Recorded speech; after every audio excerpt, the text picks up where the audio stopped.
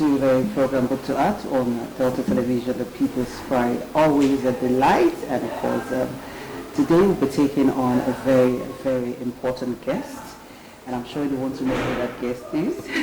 Okay, as usual on the program, we'll start off with a profile, and then we will let you in on literary works where we'll meet our guest live. Without further ado, we want to take on the profile quickly.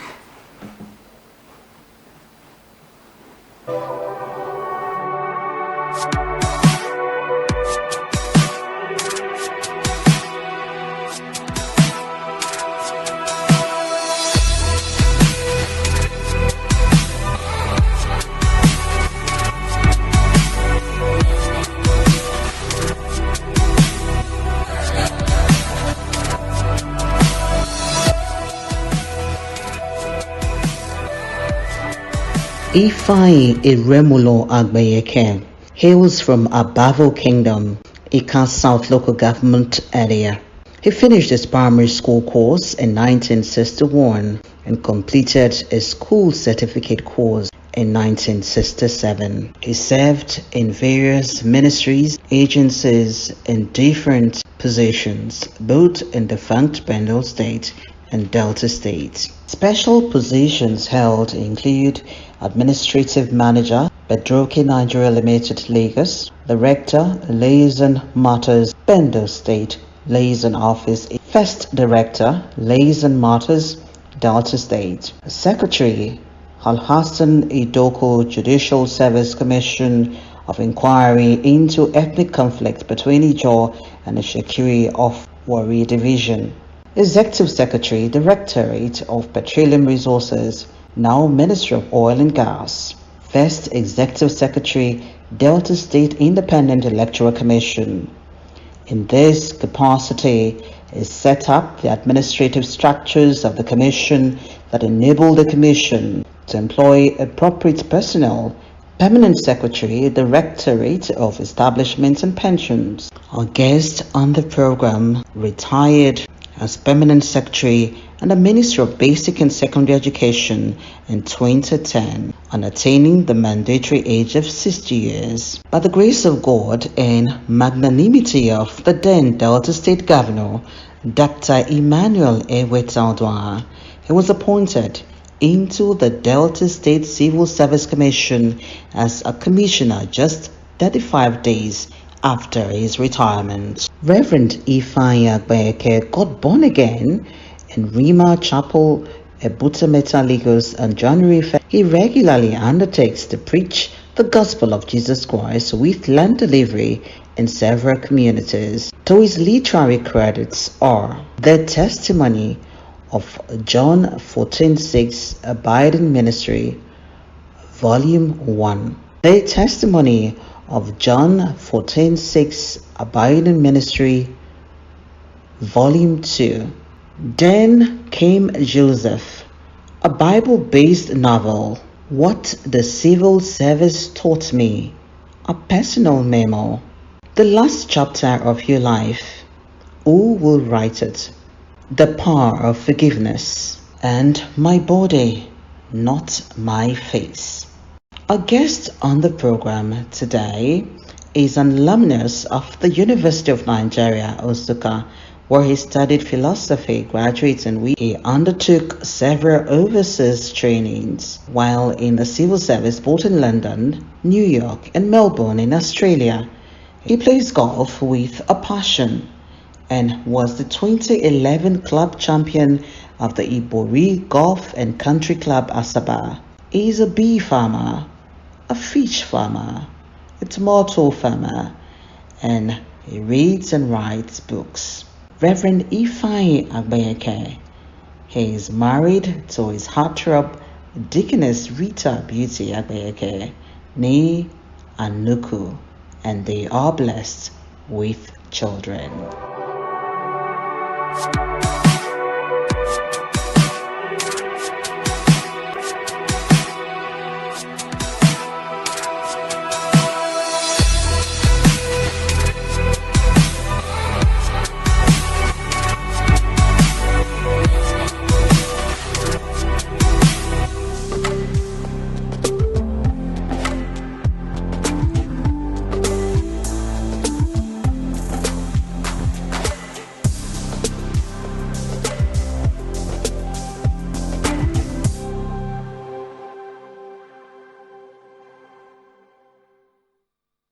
That's a tall profile, if you ask me, top profile.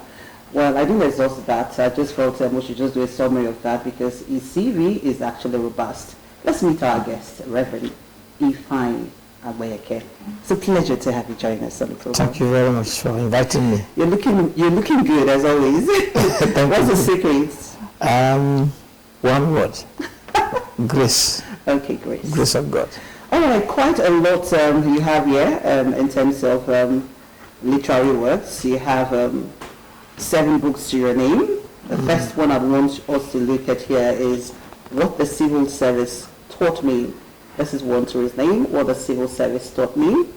And there's another one, And Then Came Joseph. And Then Came Joseph. Okay? And there is another, The Testimony of John 14:6, Abiding Ministry, Volume 1. Well, this is the Volume 1, and here is the Volume 2. So it's Volume 1 and 2 of The Testimony of John 14:6, Abiding Ministry. There's a Volume 1, and there's a Volume 2. Again, to his credit, is A Power of Forgiveness. This is a big one. It's small but mighty. Power of Forgiveness, you know? It's not common. And another one that is really interesting is My Body But Not My Face. My Body But Not My Face. Okay? And the last chapter of your life. What will that be? The last chapter of your life. Now, we're not going to exhaust it all today. We'll have 3 episodes to take on, so we can actually look at all books. But today we'll narrow it down to What the Civil Service Taught Me, and Then Came Joseph. Now, over to you, sir. You know, for a moment there, I just felt I never knew you were an author. I felt maybe you were more into the civil service. You know, I never knew you can actually write. Now, how did you discover yourself as an author? Well, one thing you have to understand is every one of us has a story. Everybody has a story. And the problem that we have is that many people are not able to put their stories together. Okay. But by the grace of God, I'm able to put some of my stories together. But to answer your question directly, right from when I was in the primary school, I've engaged in writing small drama for what we used to call that what you call now drama, that I used to call a concert. Okay. Aha. And so I remember that in my final year, primary 6 or so, I put a story together, a small one, a small drama together that we acted during our concert and all that. And then when I was also in secondary school, small stories here, when we're going to have a drama, whatever, you know, maybe the school is celebrating a festival like the Founders Day.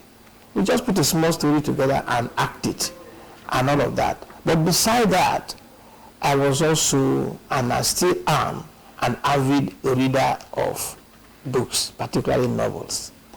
All right, that's interesting. Now, how long did it actually take you to put this book together? As for each of them, how long did it take you? For instance, let me start with this one.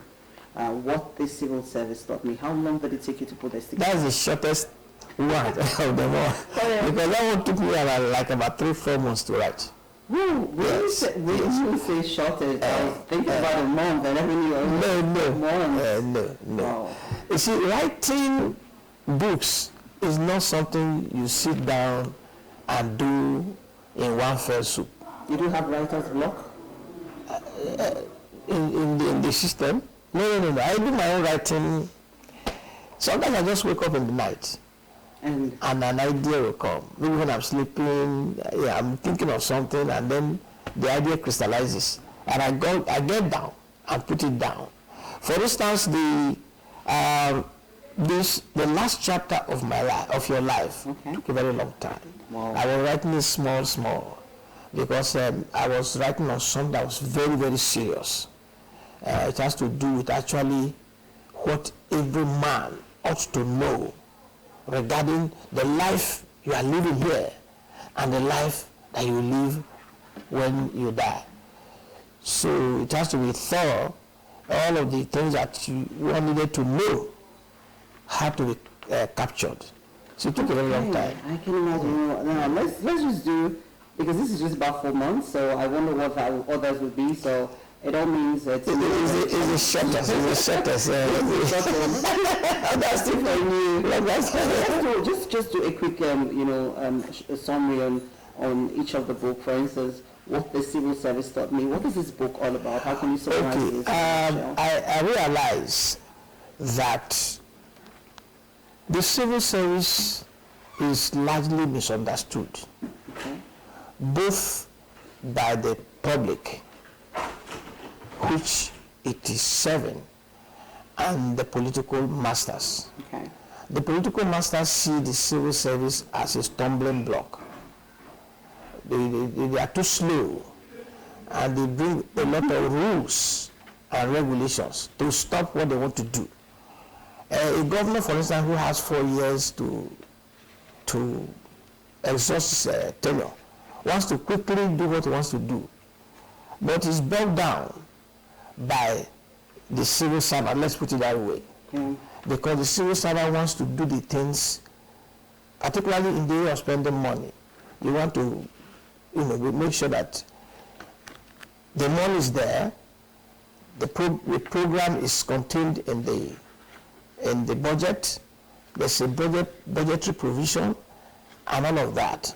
And then you have to raise a memo and all that. The ordinary political leader doesn't have time for that. And so there's this misunderstanding.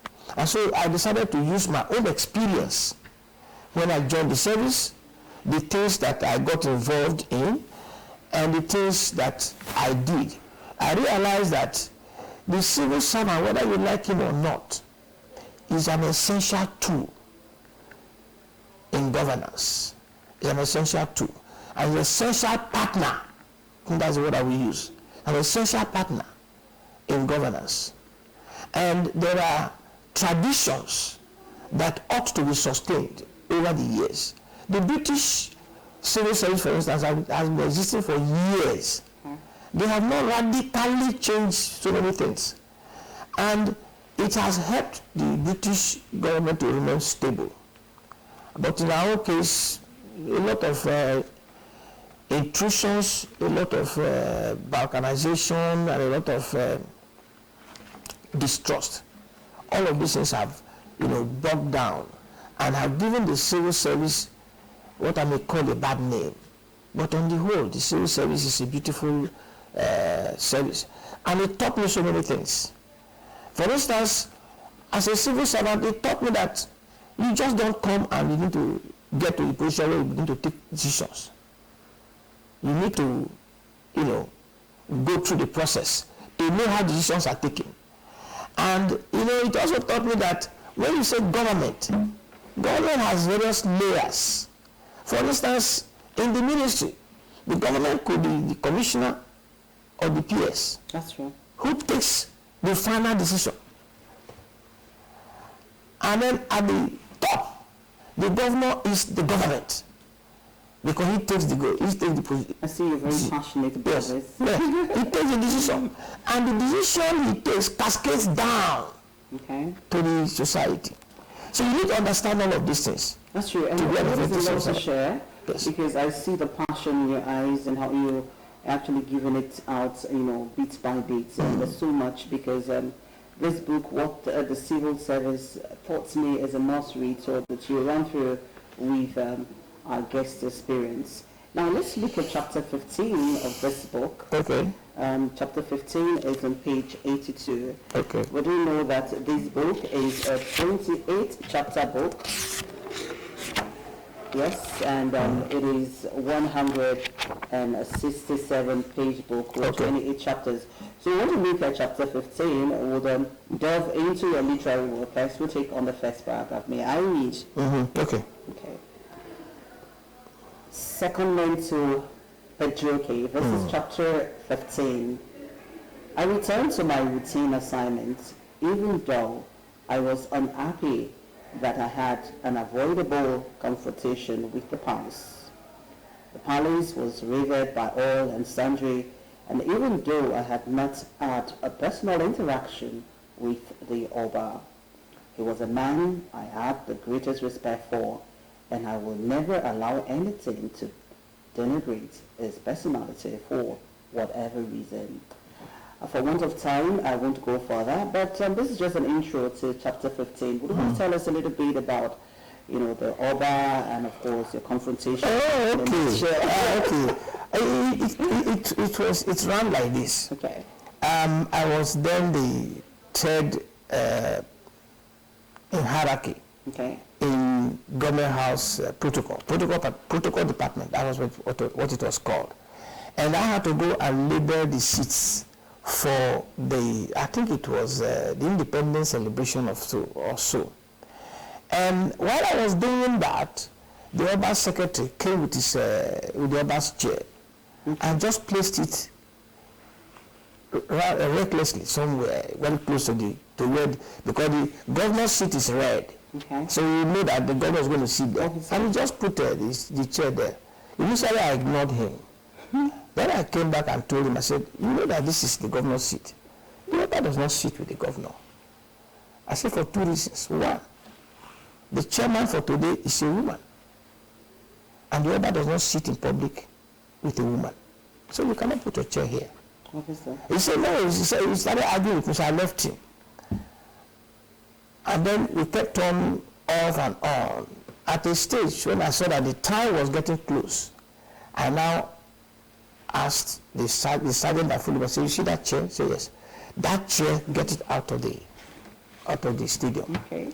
And that was how the Oba was not at that ceremony.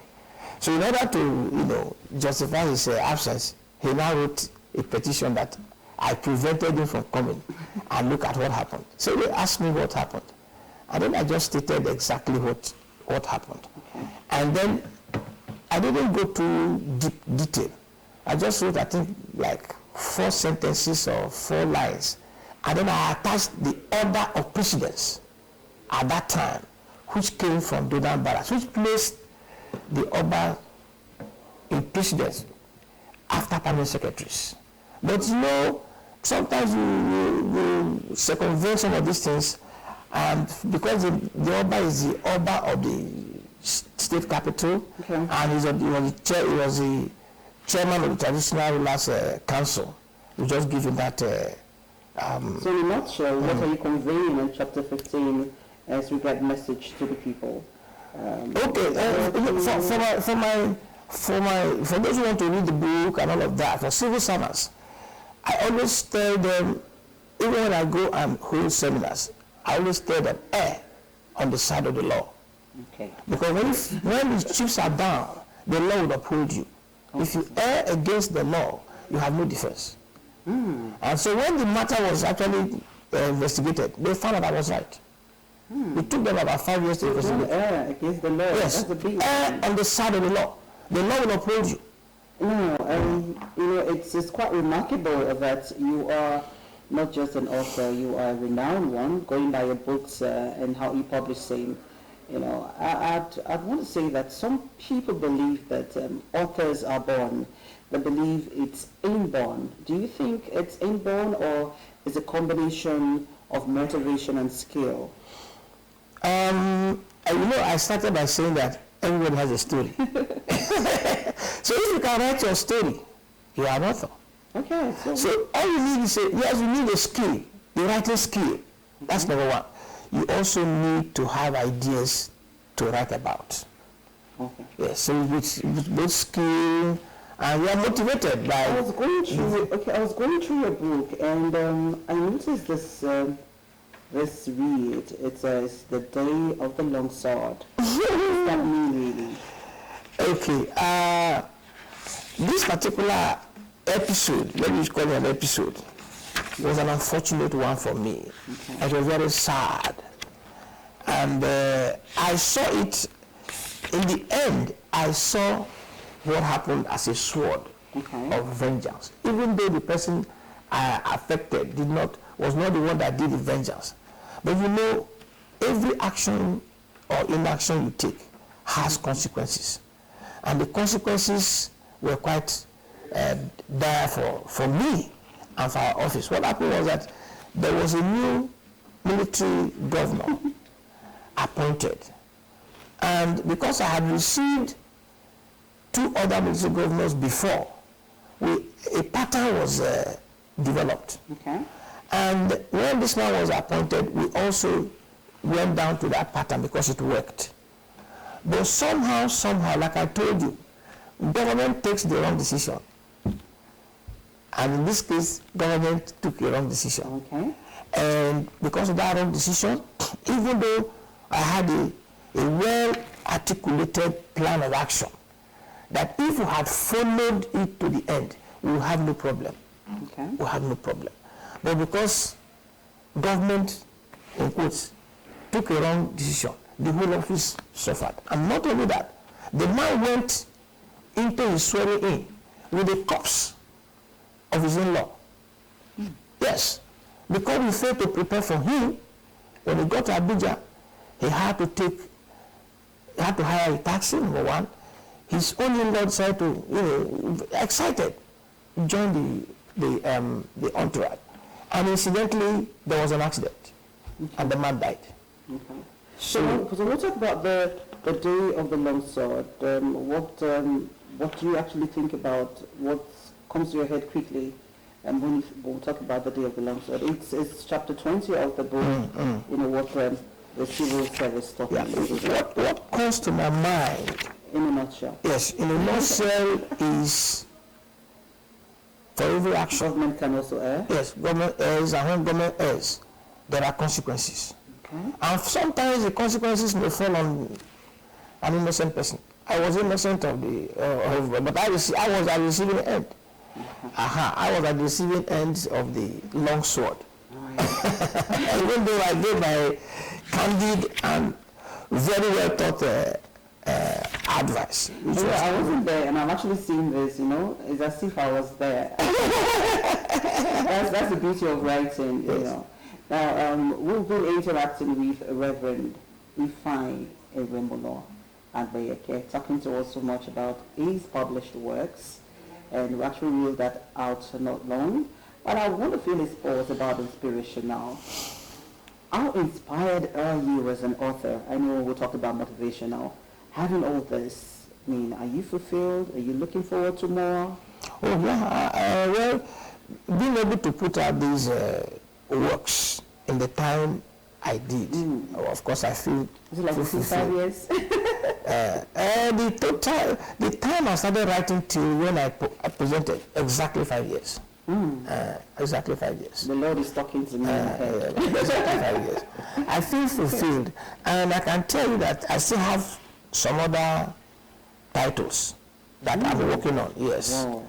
I hope that by the next time I do a presentation, the 4 books will be ready. Apart from that, I also do drama. I have a play I've written for cinema. No. Yeah.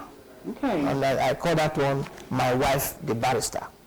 Oh, yeah. When I get a producer, I will give it to him. I'm going to star in that movie. I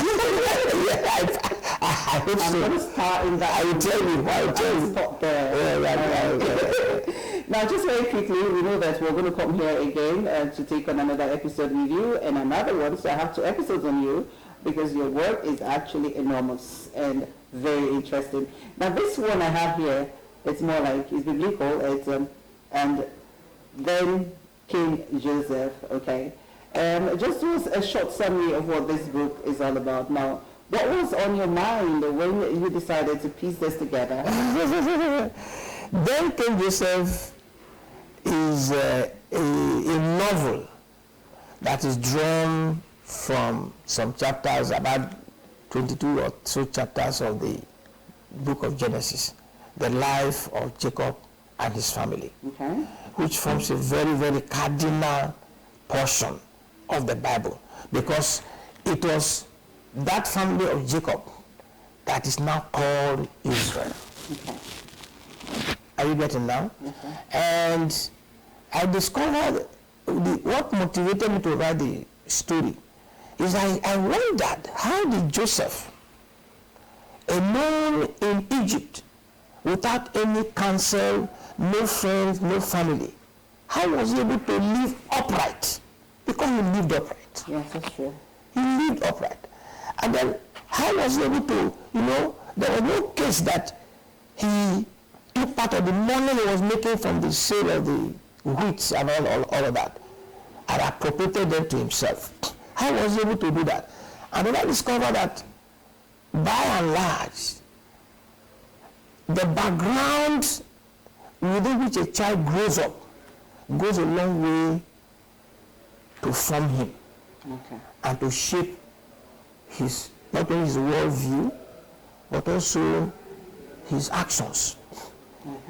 Even the temptation to sleep with Potiphar's wife, how was he able to resist it? Yes. In spite of the scare. Yes. You find that our young people today fail in all 90% line with fail. In a nutshell, we're saying that background plays a very good role in nurturing that youth, however it is. Yes. For Joseph, the background, we would say this, Joseph's background was really good. Yeah, it was. But except for the fact that he had, brothers that were jealous of him. Yeah, that was not his... yes.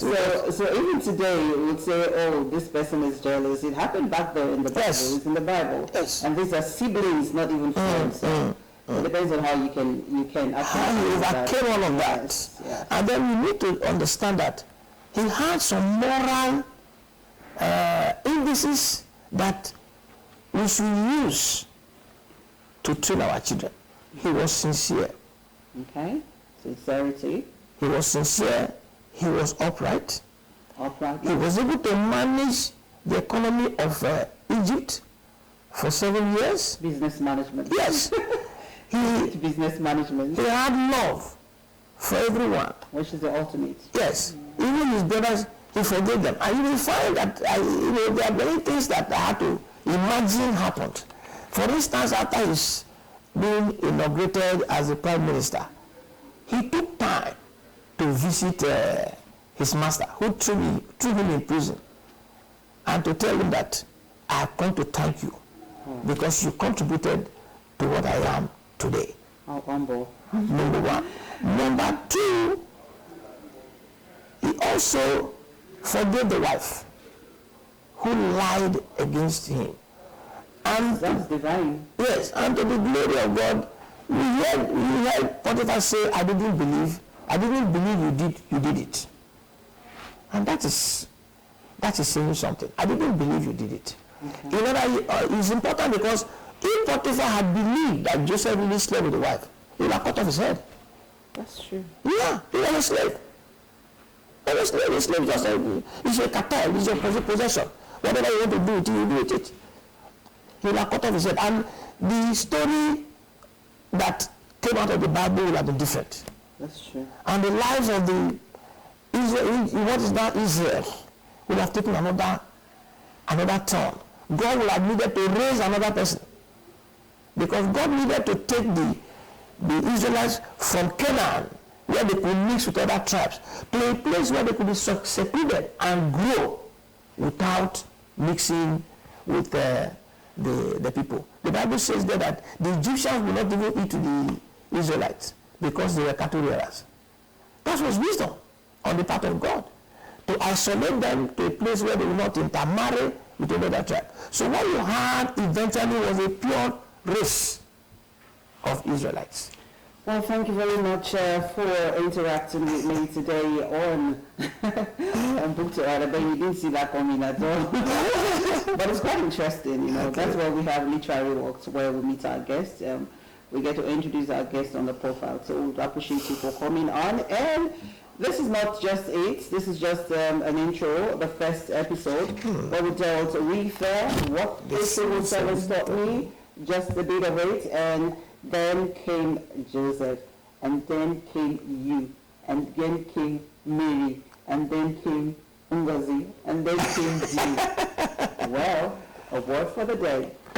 All right, well, we have Power of Forgiveness and other read that we'll take on next week, Wednesday, and upper Wednesday. It's going to be my guest and myself, Reverend Agbeyeke. Thank you so much. It's not easy to say him, so this is actually a great moment for me. So I want him to come on again, so we can actually exhaust his books, next week and upper week. So don't miss out on it. Pleasure to have you again, sir. Thank you so much. Thank you for God coming. bless you. The Thank you for the program is opportunity. Book2ART on Delta Television, the People's Pride, with the very own favorite one, Jill Wilson. I'll be back again to treat you to another moment on Wednesday, right at after 10 to keep it. Bye-bye for now. All right.